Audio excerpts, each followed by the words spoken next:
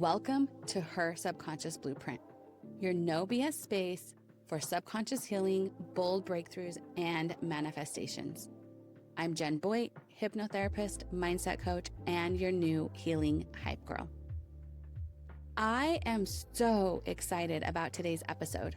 I'm joined by someone whose work has deeply inspired me and has caught my attention every day I get on Instagram. I can relate to his message in so many ways. He recently posted a video and it sent me down a rabbit hole. And it got me thinking that no one is teaching us boy moms how to teach our boys about emotional maturity. And my guest has been speaking and sharing powerful messages and insight on emotional maturity, healing, and what it looks like to raise the next generation with tools we wish we had. As a boy mom myself, this conversation feels so close to home. So let's get into it. Max Trombly is a powerhouse life coach, modern thought leader based in New Orleans. He is a devoted husband, father, and a leading voice for the reclamation of healthy and mature masculine. Max has become an unstoppable force in self-growth. His work spans individually in men, women, and couples within relationships alike, guiding them through transformational coaching rooted in ancient wisdom, therapeutic insights, relational teachings, and radical accountability.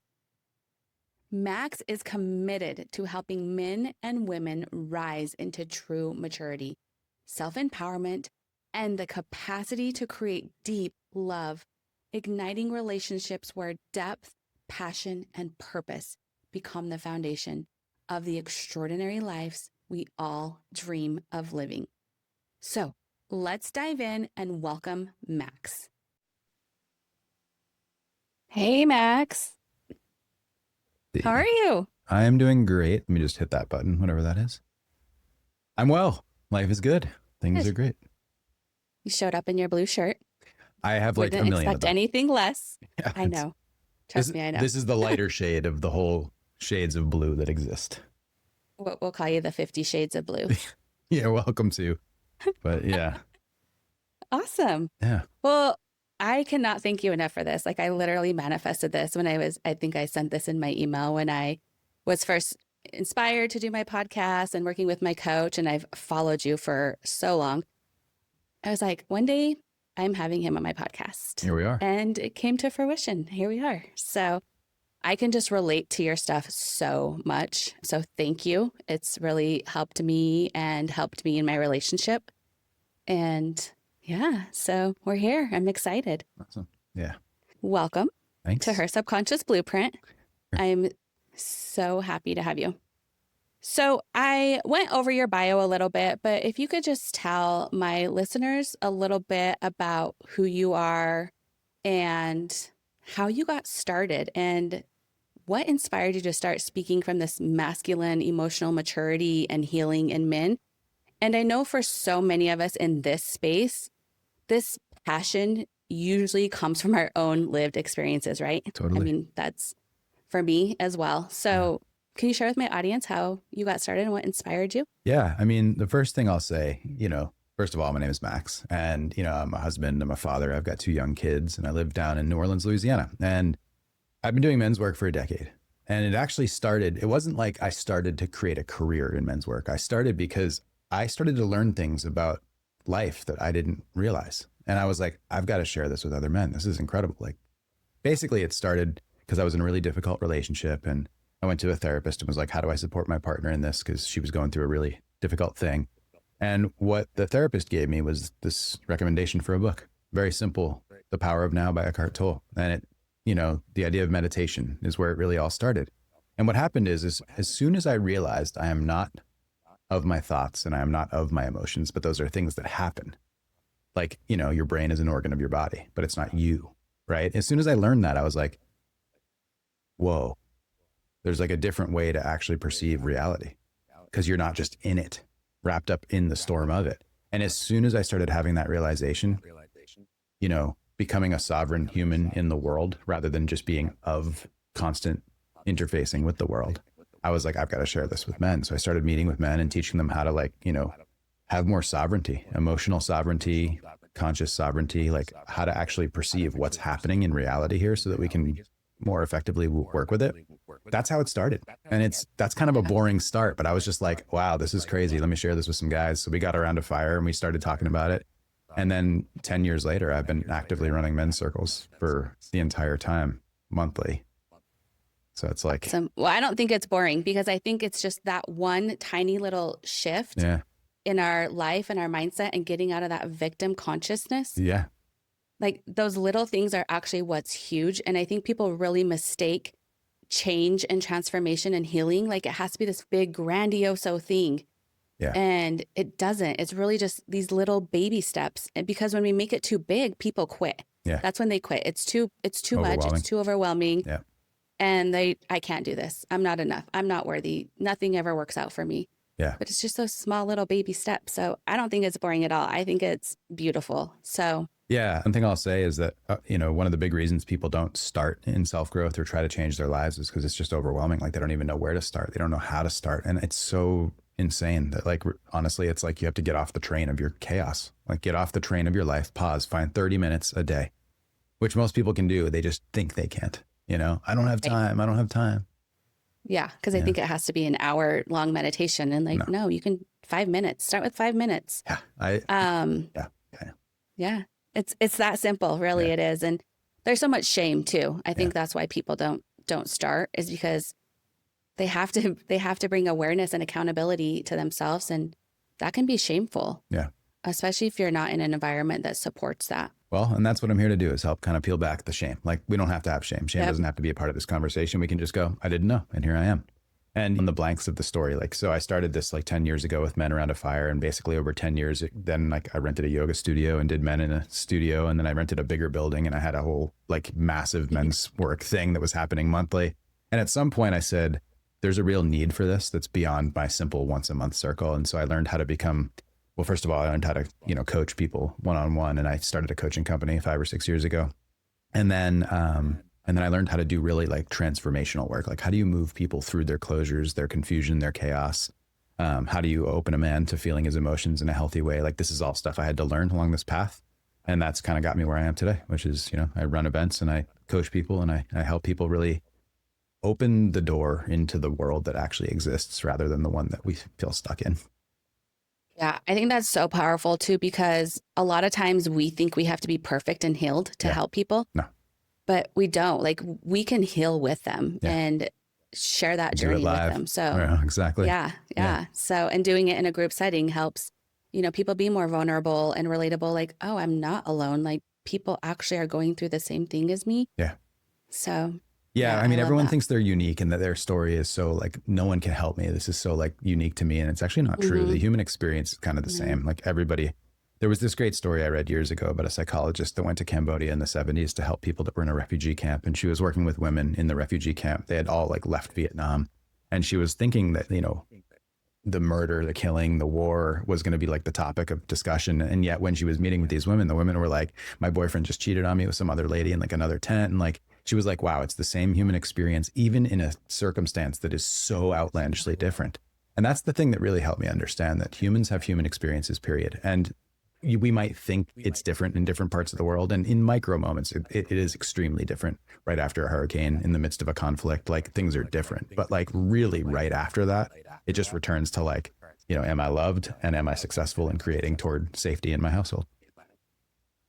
I mean, we're born with just a few needs. And when those aren't met, we either suppress them or we look for people to fulfill those for us. That's exactly right. It's actually funny. Like one of the biggest blocks that I learned when I was training and going through being a hypnotherapist in RTT is I'm different than everyone else. And it's like, isn't that funny that that's everyone's fear? Everyone's fear is being different, but we have the same fear. So that makes us the same, right? Yeah. So like I mentioned, I have been following your work for a while. And one thing that you shared recently really stuck with me. And that's kind of what I messaged you about a few weeks back. You posted a story and I may not have the exact words, just paraphrasing here, but it was something along the lines of you were asking your followers, what did it take you losing to realize you needed to start healing and developing emotional maturity or emotional intelligence? Yeah. And when I read that, I thought, I don't want my boys to have to learn this the hard way. Yeah. And it made me ask myself, like, what should I have been teaching them all along? And what can I be teaching them now? And am I too late? Much like much of the work I do, I saw a huge gap in this and an opportunity to share this conversation with my audience, who is mostly women, because really the question is, how can we as mothers teach our boys this skill early on? Yeah. And is there a point where it's too late? Like my boys are 16 and 22. What did I miss? Is it too late? What can I do now? Too late for who? For them. What do you mean? Well, I mean, I'm just going through my own personal journey of relationship, and I'm seeing that was lacking in my relationship. Yeah. So let me try this. So you want them to get these tools as soon as possible so they don't have the same hardship experience that you had in life. Yeah. Yeah. And I don't want them to have to learn this when they're 30, 40, 50. Yeah. But isn't that better than 80 or 90? It is, because, some people don't even heal it. I mean, some people don't even take this action or work at all. Yeah. So I love your question, and I was kind of challenging you a little, so just bear with me. But here's the thing. So I had a men's work event last year in the fall, and I had an 82-year-old man stand up in front of the room and reclaim his childhood name and say, I am name. And basically what he did is in that moment chose to go back to, I'm going to live consciously from here forward at 82. And that's beautiful, And the thing is, I really hear you, because I also have kids, and it's like, what do we need to do to make sure that they get it right, or that they have a better experience of love and life and choose the right relationship and all the things. And I really, really get that. And I love that desire for you. And the part that I want to kind of illustrate here is you said, like, what did we miss and what do we need to do now? There are things that culturally we're missing, like dramatically, especially in the early stage of childhood development. And it's normal in our society to miss it. And it's actually kind of celebrated as the way we do life these days. So the early childhood, like first 5 years of a kid's life, what is normal in our modern Western society is actually antithetical to human needs. The human need of safety, the human need of security, the human need of like okayness. We actually like operate in the exact opposite, like putting kids in cribs to cry it out, or putting them in daycares where there's nobody that actually knows them personally. Like these are the worst things you can do to a child who needs mother, body, heartbeat, and safety for years.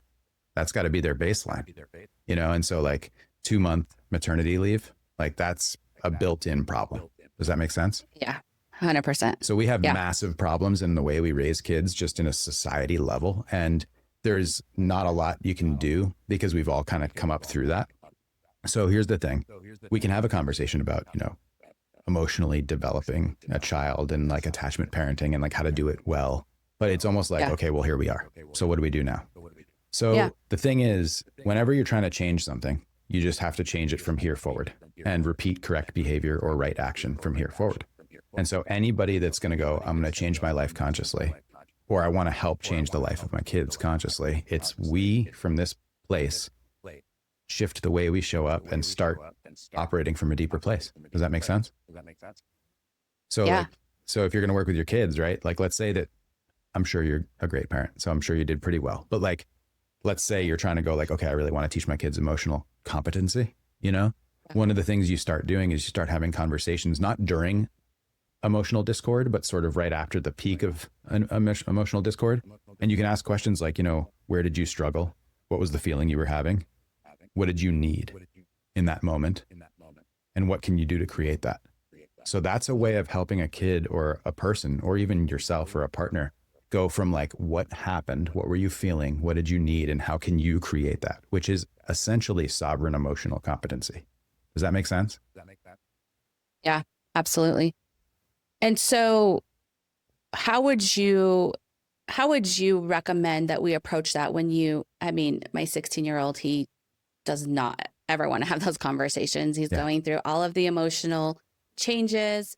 But I also just worry as a mother, like, do I say something even though he's not wanting or willing to like really open up? Or do I let him be and wait for the time when I can recognize that he's feeling a certain way?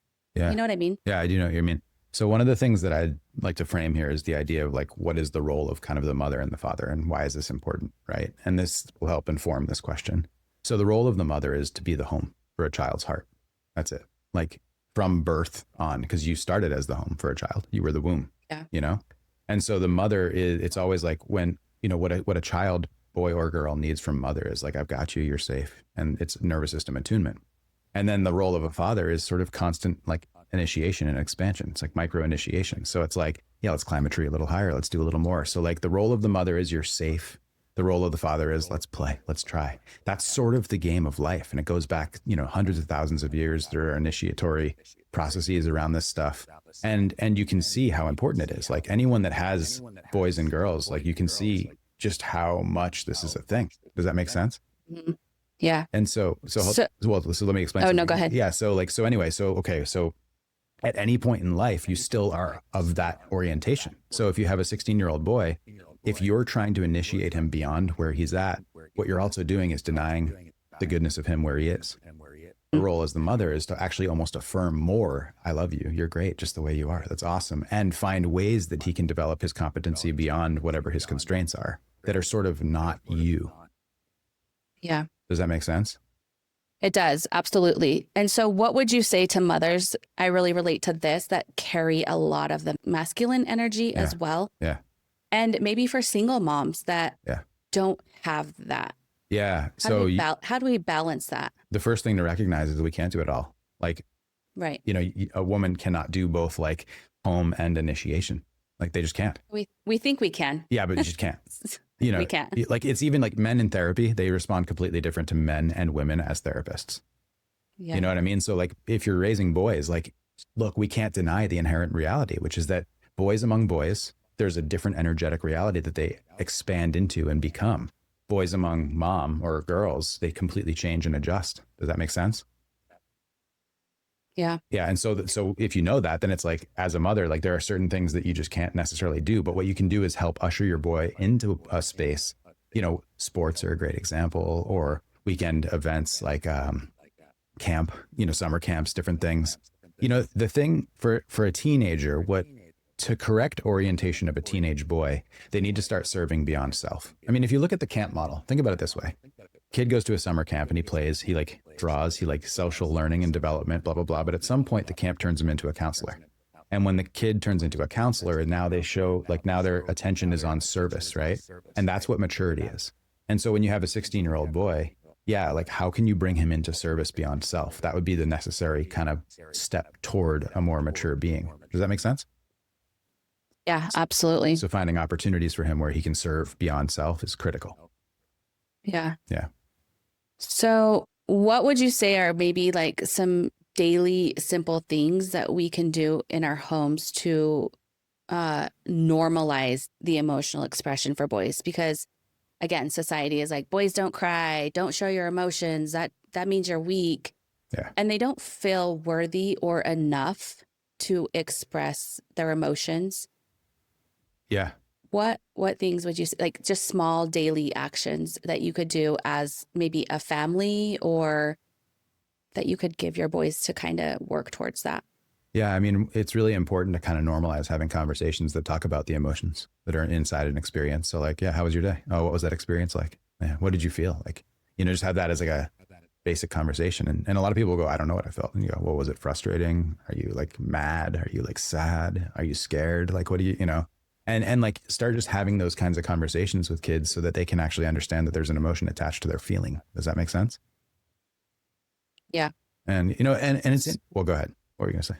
No, I was just going to say, so going back to my 16-year-old, like they have so many hormones. They don't even like the thought of me even asking a question is like cringe to them. Yeah, totally. They have a 16-year-old boy is a wildly feminine experience. Yeah. It really is an interesting time. And I only have boys, so I don't know how it is with girls. Like, I mean, I know how I was at 16, like, but I do find myself asking him like, how was school today? Like, and he's like, you ask me that every day. It's the same. It's fine. So what is a different way I could ask that would really spark engagement with him, where it doesn't feel like my mom's just asking me another question. I'm annoyed. Don't talk to me. What are some tools or different ways to ask that where they're like, okay, it doesn't just feel like a question. Like I actually want to have a conversation. Yeah. So you have a habit that exists in your life where you sit in a certain spot and you ask the same question. And he like bucks you every day. Yeah. So you got to change the habit. So it's not just the question, Yeah. it's actually the whole thing, like the chair, the spot, the moment, like all of that would have to change. So let that just be what it is. But then find a different moment that's different where you go, hey, I want to go for a walk with you. Like I want to like do something like I want to try something new. And I know you're not going to want to, you're going to want to be on your phone talking to your friends or doing your Instagram or whatever. Like, but like this is important for me and it's important for us as a family. And he's going to buck you. Yeah. Whatever. Yeah. Okay. I love that. Yeah, I'm going to try that. Yeah. And here's the thing for anybody that's listening to this, it's harder to change a habit. It's easier to create a new possibility and make that a new habit that's different. So like if the dinner time experience is always difficult, and I get it, ours too. Like if I ask my kid how his day was, he does the same thing and he's 10. But like, I'll have conversations with him separate from that. Like yesterday I took him for a walk because we had kind of a hard moment with him and my wife, and which is normal because he always bucks her when homework stuff comes up. Yeah. And so I took him for a walk and we had a conversation, and like, just by going for a walk and changing the direction we went like last time, not doing the same thing, it was able to create kind of a different experience, Yeah.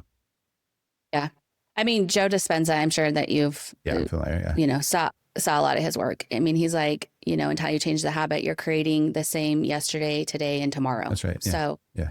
I mean, exactly. Yeah. Our habits are our prisons and they keep us stuck. And you can't create a new, you can't create a new possibility in the same exact environment, energetically, emotionally, and, rhythmically. Exactly. Yeah. So, And sometimes you can't heal in the same environment that broke you and created those patterns either. Yeah. So totally. That's another part of your work that's really like with relationships. Like I know you went through a divorce and you found a time where it was like, it's time to move on. Sometimes it's hard for people to realize that there are times you cannot heal in your same environment that broke you. Yeah. Inflame, Yeah. I was in a wildly emotionally abusive marriage and it was very difficult. There was a mental illness and it was hard. And like I had to extract myself from that completely and like literally start over and rebuild from scratch. It was really strange, Yeah. So but it made you who you are today and where you are. And without those things, who knows? Yeah. Infinite possibilities. Yeah. Well, it definitely, a diamond is created under pressure. And it's one of those things where like the pressure of that, I was just like, I sprung out and was like, okay, I now have a new orientation of what matters here in life. And I'm not willing to be with anything short of that. And so that was something, something I want to give you just because I know that, this question of what do we do with our teenagers, like the teenage boys in particular, it comes up and people want kind of a one size fits all answer, but that's just not the way it works. There is no one size fits all at the moment. And so what I would say is any mother that's sort of doing it on their own, raising a teenage boy, is you want to kind of look at what's available to you in your community. So is there a man that maybe like he could work for in the summer at a landscaping job? And it's like a man that you respect, right? Like, is there somebody that you can loop your kid into in some way? Work usually is a good way, where he can be in the realm of a good man. And like, that's a really necessary thing. I got really lucky. When I was a teenager, a man offered me a job at a summer camp actually. And he was a good man. He was a father. He was married. He had a daughter. She was a friend of mine. And, I came into this circumstance where like the dad that I didn't have, I ended up kind of learning what it meant to be a man from this guy, like on the roof, like fixing the roof of cabins and like doing other things. And so I got lucky that I had some good masculine guidance. I also had a horrible boss at a different job later on in my teen years. And I got to go like, that's absolutely not how I want to show up as a man. So I got to have kind of this self exploration, right? Yeah. And so what I would say is if you have teenage boys, like try to help guide them toward jobs where there's real humans in them or that they can learn from, like instead of just like working on their computer and being alone. Like you want to be in the social fabric of community as a boy expanding into a man. Yeah, it's important. Well, I think it's especially important today because this generation is isolating themselves essentially. Like Totally. Probably not consciously, but like they're on their phones. They're not out playing and riding bikes and hanging out with friends like they used to. They're they're now playing video games with FaceTime, and they don't have that human interaction, which we need. Yeah. I mean, that's where we came from. Like that's right. That's our mankind. Like we need that human interaction. Yeah. Real life exists in the plane of energy, like being able to have durability and competency. Like it's all energy and it's all competency in the reality of life. And what we're doing is we're plugging kids into computers at like 4 years old, and they're developing no social learning. They're developing no energetic awareness around how to work at the emotional field or within competition, competency, and play. Like all these things are missing because they're literally just plugged in their mind, you know? And yeah. Definitely an interesting generation that's happening. It'll be interesting. And you know, the thing is, it's not everybody. Like it is very much like there are big groups of people that are plugged in, but there's also groups of people that are alive and that are like doing life and humaning.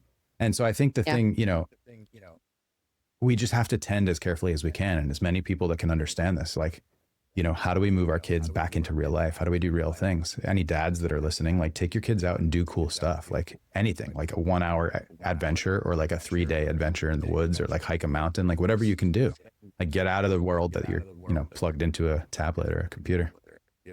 Yeah. Just having that one-on-one connection with one single parent, like is really valuable. And it really, I think, makes a difference in the relationship with bonding and just building that special connection. That kind of brings me to my next question is what's the balance between encouraging resilience and allowing full emotional expression? Like the dichotomy kind of both. How do we like make sure there's a healthy balance, but then we don't turn them into this little mama's boy that's very dependent, and a healthy balance, if you will. Man, it's so interesting. So the role of the mother is to initiate your son away from you. Like, it's like, you know, the La Pieta statue of like Mary holding Jesus. And he's like, you know, like mothers must give their boys into the bigness of life. Otherwise you keep them and they stay your boys, even as adults. Does that make sense? Yep. So there has to be this kind of thing where you perceive it. It's like you're raising your boy to go out into the world. And you can always be a loving, affirmative, caring mother, but it's like, I don't know, what are you going to do about that? You know, instead of I'll handle it. You know, it's like you want to limit the amount that you're caretaking. Is that even at the emotional level? Like, I don't know, what are you feeling? What are you going to do about it? You know, and you want to just constantly get your sons to like learn to affirm separate from you, their own safety, their own capacity, their own confidence and capability. Does that make sense? Yeah. Yeah. And I think as moms, they're afraid to let their kids fail. Yeah. And failure is actually succeeding. Yeah. Yeah. Failure. So I think we need to change that in our society. Like our society makes failure as bad, but it's actually necessary to fail, because if we didn't fail, how would we know what success is? If we don't let our kids fail, how will they ever learn? And then they go out into the world and they do fail because they don't know the life experiences. They don't know how to deal with things. And then they do become the mama's boy that's dependent on their mom their entire life, which in turn affects their relationship, and they don't have that emotional maturity. Yeah. I mean, the core component, like the core need of any man is to develop resilience and confidence. And you can only develop resilience and confidence on the back end of failures. Like, it's by getting back in the game and trying again that you develop resilience over and over again. And so that has to happen after failures. So if kids aren't being given spaces where they actually like fail or things like fall apart, then they're actually not competent. Yeah. And I think it's important to let me know if you kind of agree with this, but when kids do fail, don't just let them fail as well. Like, have that conversation with them. Like, hey, what did you learn? Like, what can you do next time? I actually have an episode coming out in a couple of weeks. It's called Fear Setting, and it's like goal setting.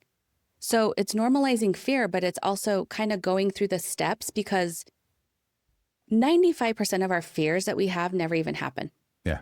And same with failure. Like, we're so afraid to fail, and we have that fear that it holds us back. So I kind of talk about going through the different steps of fear, and if it does happen, like, how am I going to deal with it? So I think after having what, quote unquote, that failure or letting our kids fail to learn, and just having that conversation with them, like, that is awesome that you failed. Like, what did you learn? What are you going to do next time? How could you have done that differently? Like, do you agree that kind of, like, a lot of parents really maybe don't do that after. Yeah, And I think that's important. I think there is a part where it's like, okay, what did you learn? But also it's like, okay, so what are you going to do? What are you going to do about it? You know, like, cool. You going to try again? Let's try again. Let's try something different. Like, I actually think that, you know, you teach best by affirming a new possibility. So like, I don't want to spend too much time talking about why we failed. It's almost like, okay, well, let's see what we can try again. Like, what if we try it this way? You think that might work? You know, so it's almost like you want to be working in the positive. Does that make sense? Yeah. Yeah. And it's like, what did you learn? How are you going to do different next time? Get up, try again. Yeah. So, yeah. And you know, the way to look at it is like, imagine that you're playing the game of life. It's like, imagine it as a sport. Like if, you know, you kick the ball and it goes to the wrong guy, like you don't stop on the field and go, well, why did that happen? And what's wrong with my shoes? You go like, okay, onward, here we go. We keep going and try again the next time and get it better. So you want to keep boys in particular in like a forward momentum of expansion, you know, and it's not like, let's unpack this every single time something bad happens, because then they're going to just hate the idea of unpacking it. Does that make sense? Right. I don't want to have that conversation. Like, I want to get back in the game is actually a good attitude for a boy to have. Yeah. You know? Yeah. No, I agree. Like every time that's just exhausting and too much, but just kind of setting that foundation and teaching them early on. If you fail, you learn, you figure out what you do better and you move on. Yeah. And just teaching them and ingraining those neural pathways early on, that then they do have that skill to do it themselves. And they don't have to have that annoying conversation with their mom every time. What did you learn? Yeah. What are you going to do better next time? Yeah. And I think the other thing that you have to be careful of is that when boys fail, like they will create beliefs and stories that are just like weird. Like I've watched this with my son, like, you don't care about me. You don't love me. Like that kind of stuff comes up and you just go like, no, that's actually not true at all. And actually let's talk about that right now, because I'm not going to allow you to believe that. You know, like, so you want to tend to the belief cycle that we create, because one of the really pernicious things in adults is we have beliefs that we created as children. And if our parents didn't help us create healthy beliefs, we will often have unhealthy beliefs. You know what I mean? Yeah. And so kids fill in the blanks. Yeah, they fill in the blanks. Exactly. So you want to just track it. And if your kids are saying things that are like, wow, that's a wildly not healthy belief. And it's not just about saying, no, you're wrong, but it's about saying like, let's actually talk about this, because that's not true. Yeah. You know? Well, I mean, everything that we learn, that we carry on into our life, we learn by the age of 7. And so if our parents aren't helping us through that, then we just fill in the blanks and create our own story. And we don't have a nervous system regulated or the logical mind to be like, no, I'm actually in a really unstable household. This has nothing to do with me. But we internalize it. Something must be wrong with me. I'm not enough. I'm not worthy. And we carry those stories our entire life sometimes if we don't go through and rewrite them. Yeah.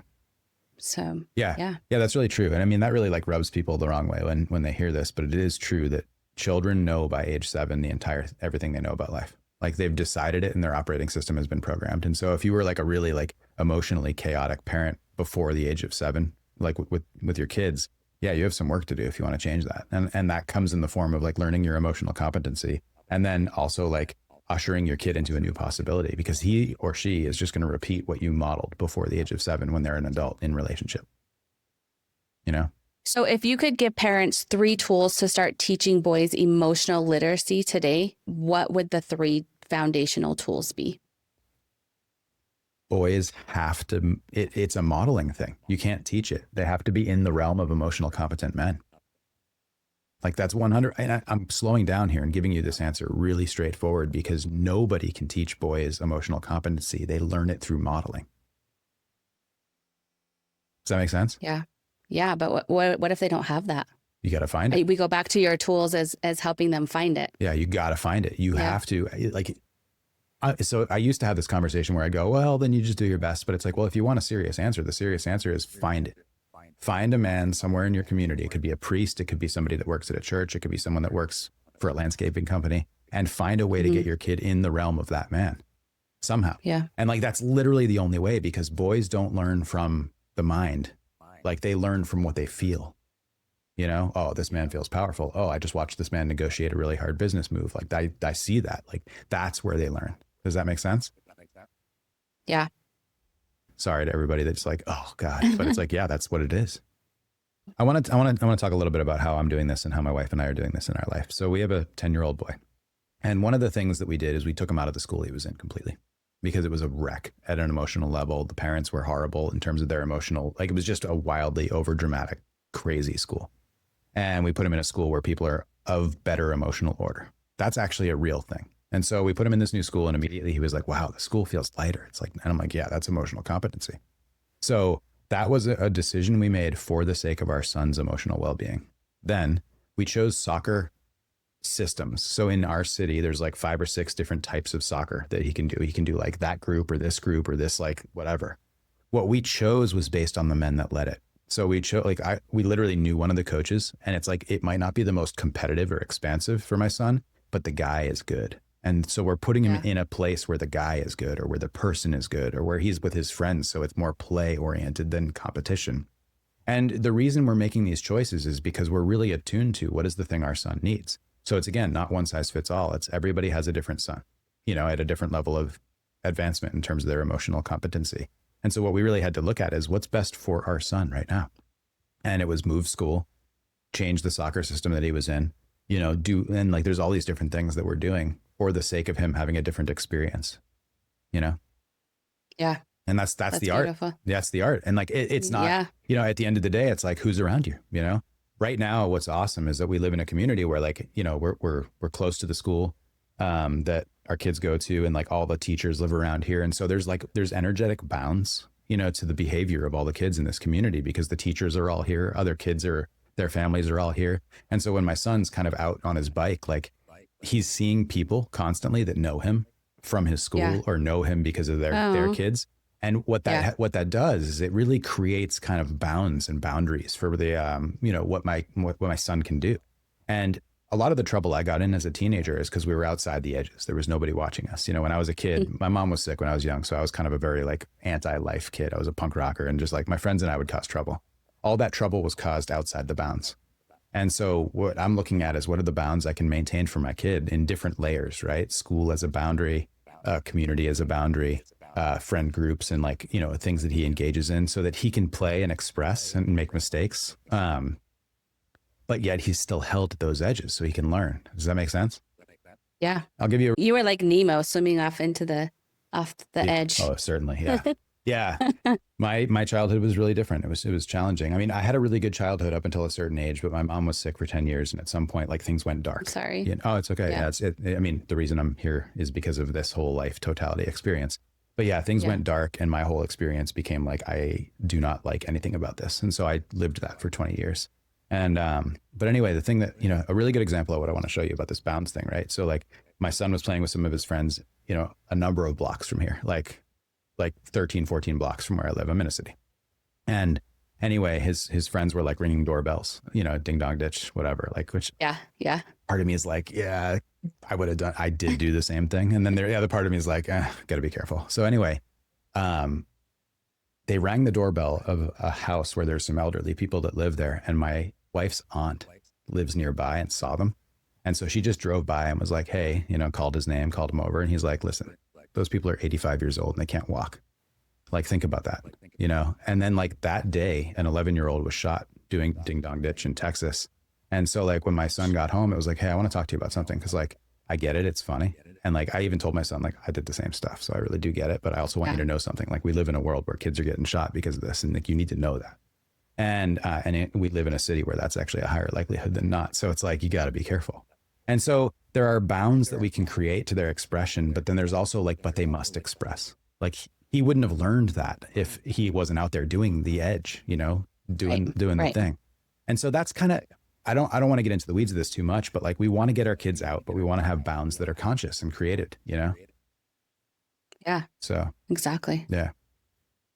What are some phrases that you love to hear, that you would love parents to say more often? And what are some phrases you want to just retire and you want parents to stop saying completely? Yeah. I mean, I think it's all about affirmation, right? So all the phrases that parents should use more are things like, I love that about you. Or like, how does that make you feel? Like those kinds of things that are expansive and they open things, And I don't know, phrases. The way to look at it is it's not even the phrase, it's the energetics. And so listen, kids are hard, and they often have us in our like crunchy, energetic, like aggression, frustrated with our kids. We're angry at our kids. We're upset. Those energetic textures that we hold, that's the problem. It's less the words. And so if we're constantly energetically castrating our children or saying no, no, or don't, like that's actually more abrasive than some, I mean, some phrases are toxic for sure, but like that's actually like what should be really focused. Am I creating an environment for my son or daughter where they feel safe is actually the number one thing. And if your energy is always like, no, don't, stop, like that's not safe. Does that make sense? Yeah, because we only need a few needs that we're born with, and safety is one of them. Safety is number one. Significant. Yeah, safety, significant, to feel loved. Yeah. And I teach a lot on money and a healthy mindset with money and with kids. And that's the same thing. Like, stop saying money doesn't grow on trees. Stop saying we can't afford that. Like, there's different ways to say that because that creates shame and shuts kids down. And just like you said, it's about energy. Like, even if you don't say anything about money, but kids see the tension when you pay bills or the stress when you have to go to the grocery store and swipe your card, they feel that energy. Yeah. So yeah, I mean, it's the same. It is the same. Yeah, it's really hard. That. It's hard because if parents are in survival mode at a financial level, then they're just going to teach their kids that money's not safe. And like, that's unfortunate. Like, because a lot of people aren't financially empowered and they might hear this and go, well, like, what am I supposed to do? I work full time and blah, blah, blah. And it's like, okay, well, you know? Yeah, it can be a simple shift as, oh, that's not on the budget today. That costs $25. Let's go home and figure out how much you would have to save in your allowance to afford that. Yeah, yeah. And think about it some more. Or it could be something as simple as, let's take a look and see if that's really what you want in a week. Or, just changing those tiny little things. Or, when I was your age, I didn't feel safe around money, but let's learn that together and become more safe around learning about money. And I think as parents, we think we have to be perfect and we have to know all the answers. But again, going back to what we talked about at the first, you can learn with your kids, and them seeing that is powerful. That like, I don't have all the answers. I don't know, but I would love to learn that with you. Yeah. So, yeah. And I mean, like in the community that I'm in, there's always lemonade stands, right? And that's like the perfect way. Cause it's like, okay, you want $20 for your Fortnite V-Bucks, like go set up a lemonade stand this weekend and I'll contribute 50, like whatever you make, I'll double it. And like, that's a way of inspiring them to go out there and do something for their own empowerment. Does that make sense? Yeah. Go mow a lawn, it absolutely makes sense because my son that's 16, he has been out in the neighborhood for 2 summers. Mm-hmm. He would go door to door. He had his whole pitch set up and he would clean windows. Yeah. And he saved $15,000 in 2 years and bought his own car. Yeah, that's amazing. Cash. And it wasn't because he was out there working and busting his ass, but that's not why that happened. It's because he felt worthy. Yeah. He knew his worth and he knew he like deserved it and that he could go out and feel good about himself, pitching and sell himself. He didn't lower his prices because people said no. He didn't lower his prices because people said, oh, that's too expensive. Yeah, good work. And every day that he would go out, we would say like a little affirmation mantra, like, I'm so happy and grateful today that now I'm getting at least 5 window washing appointments and I'm going to make $500 today or more. Yep. You know what? Yeah. Most of the time, that is exactly what happened. And because he felt worthy.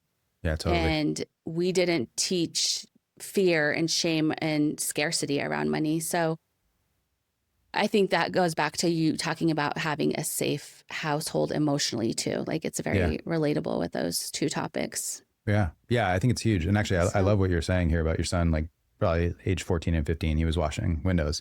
We have a huge problem with teenagers and young people in their 20s these days where they're so entitled that they're actually not willing to work at all. Oh, that job's below me. Oh, that job's not aligned with me. It's like, that's not how life works. You kind of have to start at the bottom, work your way up, and then you have choices as you work your way up in your empowerment in career. And I was watching a video the other day and I was watching these people in their 20s just keep like, it was one after the other. It was just like, I mean, I don't know if I would work there. It depends on their principles and values. And it's like, dude, you have never worked in your life. You don't get to make those choices. Like you got to get out there and work. And it's like, oh, but it's 95 degrees. It's like, yeah. And everybody out here is working. Like, it's like, you got to work. And what we have is a culture that's too weak and frankly, like weak and disabled in terms of their personal capacity to show up. And like, it's because they've been enabled, like with their video games and like 35-year-old men living at home. You know what I mean? Yeah. I saw your post on that. That made me laugh. So it's like, it's real. What are you doing? It is real. Yeah. I mean, one of the biggest problems is enablement. And it's women that aren't enabling their kids to expand beyond them. It's like the mothers that won't let their boys grow, it's like they're keeping them their sons. And then fathers that aren't showing up to initiate boys beyond. That's just the number one thing. And so like as parents, we need to do all the work we can to get our kids up and out and in the game of life, get out there, play, go do things, Yeah. So myself, I consider myself a cycle breaker. Yeah. I grew up in an abusive household. My stepdad was abusive. He was an alcoholic. My mom had me at 16. My mom is an amazing mom. We're super close, but she wasn't there for me on an emotional level. Yeah. Which no fault at hers. How would she under know? 22 by the time you were 6? We were both kids. Yeah. So what would you tell boys or dads or even moms? Like, how do you break that cycle if you were in an unstable household or you didn't have? How do we be cycle breakers in this realm of masculinity? How do we be cycle breakers in this realm of masculinity? So let me just talk about men. Most men, most men are living in like a chronic fight or flight and like nervous system dysregulation. And so like to be a cycle breaker is to like stop all the habits, the patterns, stop the coping mechanisms, and like learn how to just slow down, like learn how to take naps, learn how to caretake your nervous system. Like, I know this is a ridiculous answer, but it's like, you don't stop the cycle theoretically, you stop it through action today, now, And like, I was talking to a guy the other day who's like, his life is a wreck and he's on fire. And he was explaining his situation. And I was like, dude, you need to like actually take tomorrow off and just like take a nap. And he's like, well, I don't have time to do that. And I'm like, cool. That's the attitude that's going to burn you out and you're going to destroy everything because of it. And what people have to do is, if you want to break the cycle, stop the cycle in self completely. It's a sobriety. It's like you have to be sober of the cycle of like that you're living. Does that make sense? Yeah. I mean, I think like kind of what I teach is the number one thing is awareness. Yeah. Stop and recognize it and have awareness around what you want to break, I guess. Like cycle breaking is an internal game. It's not like a theoretical game, or it's not about our kids. It's actually about us. If we can show up with emotional competence, we've broken the cycle. And then we just onboard our kids the best we can into that way. And maybe we do, maybe we don't, Yeah. And also maybe we don't break the cycle at all. Maybe we just are here doing our best from here forward. And that's the best we can do, and that's actually worth doing. Like, that 82-year-old guy at my men's circle, like his kids are like in their 60s. And so it's like, don't worry about your kids, just enjoy, like become a better he's up in a part of the country where now he can take what he's learned and he can bring it to his local community through his church and start helping other men become more competent in their later stages of life. And, maybe there's a trickle down effect, maybe there's not, but it doesn't really matter. Does that make sense? In the book, The 4 Agreements, like that's one of the things is like, do your best. Do your best. Yeah. That's all you can do. Do your best. Yeah, it is. And it can have an impact. And, there are going to be people in the world that are like, and I'm going to do beyond just self, and I'm going to actually try to help people, whatever. And those men, those ones that are grabbing the flag of life betterment, like, great, like let those men do that thing and let those women do that thing, and there's a lot of them. But also there's a lot of just misguidance too. And so it's just like, the best thing we can do as parents with our kids is help guide them toward people that are actually integral, actually of values. Does that make sense? Like, yep, absolutely. So yeah, and that can go both ways. My sons have played baseball since they were 3, and they've had some real shitty coaches that ruined it for them. But then they've had coaches that really helped them grow and inspired them. Yeah. But even having those shitty coaches taught them valuable lessons. Yeah, probably so. So yeah, you have choices. Yeah. You have choices with how you show up. Remember that coach? That was that guy, Mm-hmm. And so, you can reference that as a life lesson. But yeah, I think, really to tie this up, men need men, boys need men. That's really true. And until we actually honor that and create spaces where that happens, or we actually like move our boys toward men, it's just, we're not going to break it, Yeah. So, what shifts do you hope to see in the next generation of boys growing up with more emotional support? And how could, like in the perfect world, how could this impact our culture and our families and even future fathers and parents? Yeah, that's an interesting question. The number one thing I'd like to see in the world of boys is returning to a place of values, principles, integrity, and self-empowerment as men. Like a lot of the men of the world right now are like, they've shut down. They've shut down. They're either wildly too emotional, or like there's just there's a lack of men that are here to show up for wife, for kids, for family. You know what I mean? And so we need to start training boys to understand the purpose of values, the purpose of integrity, and what masculine empowerment actually means, How do you think where do you think we lost that, or how did that Industrialization. shift? Yeah. Yeah. The industrialization process, where we basically took people out of communities and villages and structures that were really healthy to the conducive emotional, raising of children. And we threw everybody into full-time work. And then when women joined the workforce, now there's nobody left in the home and the kids are just out on an island alone at 2. You know what I mean? And so we really like completely kinked it. And the thing is, there are parts of this world that haven't been industrialized, and you can see the health of societies there. There's a lot of disease and unhealth because industrialization is sort of cancerous in some ways with the negative aspects of it. Industrialization matters. It's important. We have great technology, things are good, but there's also sides to it that are really negative. And the negative sides are that, it's been destructive to the fabric of society. Does that make sense? It does. Yeah.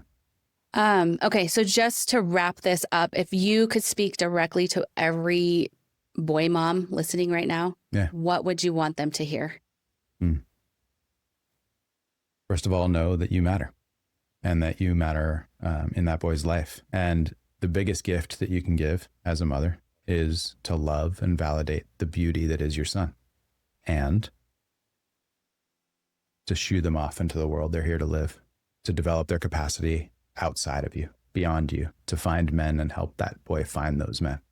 That's critical, whether it's a local landscape company or something else, an uncle, something through a church group. Like, get your boys out into the world, stop letting them sit on the couch all day and play video games until 2 a.m. Yeah. Yeah. Yeah. That's a hard habit when you let your kid continue to be in that. So, well, it's easy. That's the reason. It is easy. That's why it's happening, is because parents are like, I don't have the capacity to do it. I'm tired. And like, the kid's self-contained on a video game. And it's like, cool. Well, you're making a choice. And that choice is you got a kid that's going to be living in your house at 50 years old, unmarried, without any direction.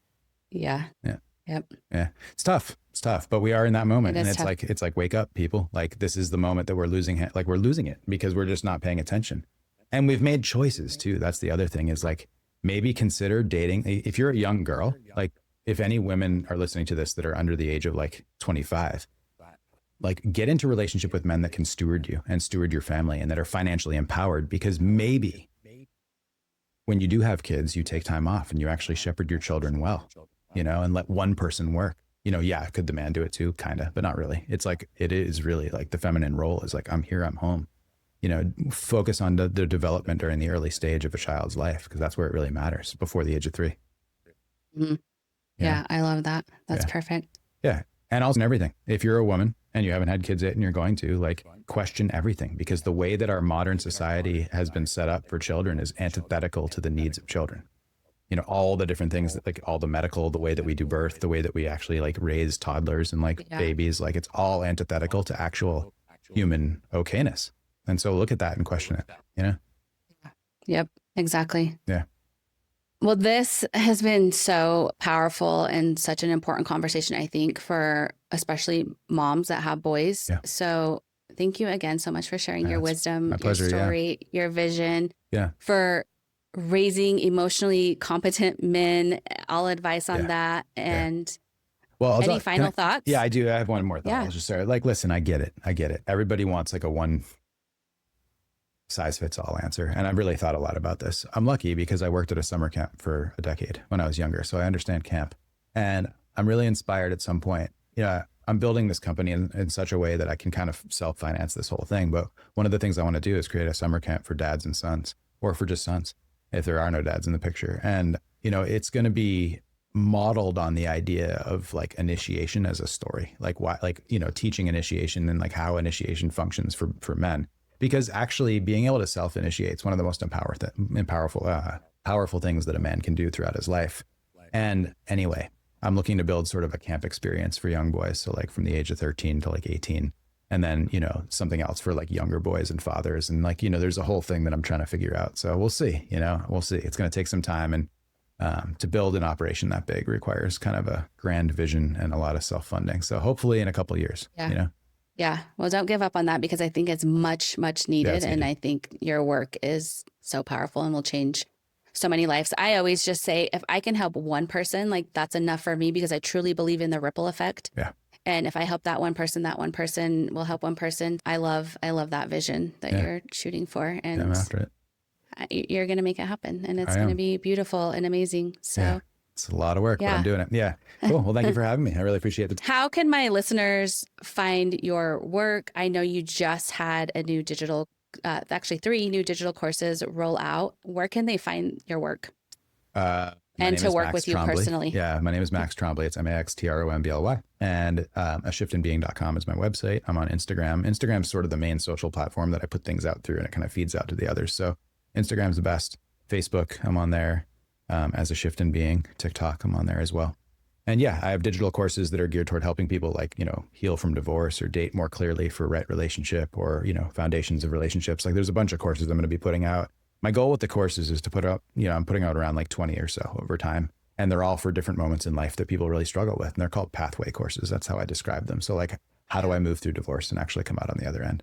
How do I build a foundation in relationship? These are what my courses are about. So yeah, they're coming out, and it's a lot of work to build them while you're running a company and growing young children. I know that I'm building some out as well. So I totally understand. Are your courses good for both men and women? Yeah. I mean, that's the thing is that, the way that I teach, I often online, I talk about men a lot, but the thing is what I'm really finding is that people just really resonate with the way I speak and how I envision things. And, I have a vision. I like to teach from the idea of why, like, why would we do any of this? And so that's what my courses are really like geared toward, like elevating people into the possibility that's available, Yeah. Well, I'm so excited for you, and thanks. I see amazing, beautiful things for you. So yeah, I am so full of love and gratitude that I get to share my story and these conversations with you. Yeah. This is Her Subconscious Blueprint, where we don't just chase the dreams, we become them. And remember, you don't get what you want, you get who you are. So go out and be that version of you today.